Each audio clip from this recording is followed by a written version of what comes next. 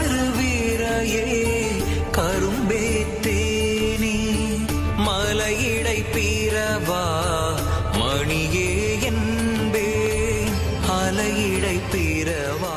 ராமா, தாய் சீதைக்கு அனுமதி வழங்குங்கள். மன்னிக்க முடியாத தவறை செய்து விட்டாய் ஆயிரம் முகராவன். ஒவ்வொரு அசுரனும் செய்யும் தவறைத்தான் நீயும் செய்து கொண்டிருக்கிறாய்.